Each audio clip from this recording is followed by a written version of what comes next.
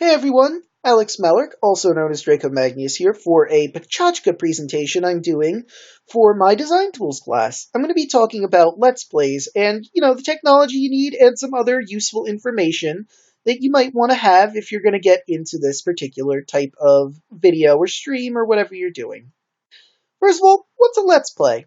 Well, it's when a person or probably multiple people get together and they're going to play a game and record or stream it and commentate on the game they're playing. They might just make jokes and play around, or they might tell you about the game, or do both.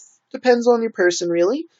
There are some questions you're going to have to answer for yourself if you're going to get into this media, like what are you going to do? Are you going to record? Are you going to stream? What game are you going to be doing, or games? What consoles or hardware are you going to be using? And what's going to separate you from everyone else? Because there's a lot of people doing these videos.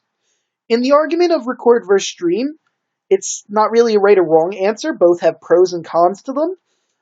You could do both if you want, like I do. It really depends on what you think you can handle, though, because you might not be able to deal with the time constraints necessary for both. All right, so let's get started with recording. You have a lot of benefits. The biggest benefit is you have time to edit your videos before you post them, so you can work on it a little bit more than if you were streaming. And everyone gets to see it. They don't have to tune in at a specific time or not. The con, however, is you can't really engage as quickly with people. With streaming, however, the best benefit about it is you can engage like that because people are in your stream and they can comment and you can just respond immediately. It's also quick and easy to do, and you can have fun conversations. The cons, however, is you got to split your attention between your two different things, and people might not show up. You also have to worry about the games you're filming. Now, I'm going to try not to touch on this too much because they don't want me talking about games for this presentation. But basically, you just gotta wonder what kind of genres you're gonna be doing, on what consoles, and I mean, it all depends on you, really. I'd recommend playing something you like. Consoles, another important thing. What hardware are you going to be filming? Now, you can do various different consoles if you want to, but that is also a bit more complicated. You might have to spend a lot of money if you're going to do multiple. You're still going to have to spend a lot for even one, but we'll get into that in a moment. The PC is probably your easiest option. All you need is a screen capture software. Now, these can range from free to really expensive. The more expensive ones having more options available for you. Sometimes they come with editing software as well, which can be appealing, but they're like hundreds of dollars. Some are like 50. So, your preference. Older consoles is another pretty expensive option.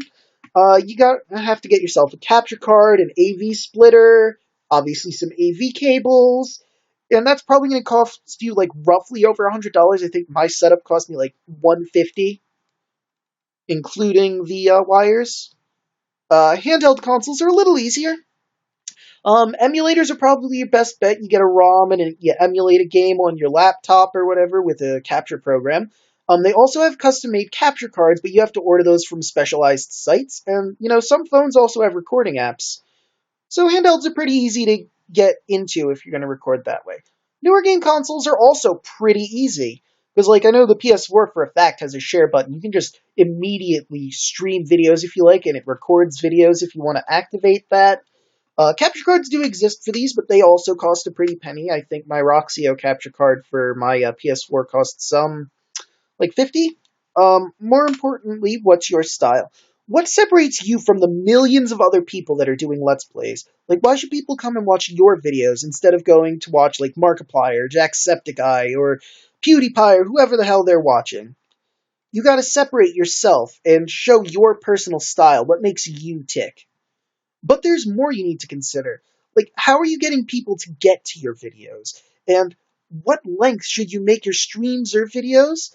And you also have to keep in mind the people that are watching, because they are the most important thing for your success.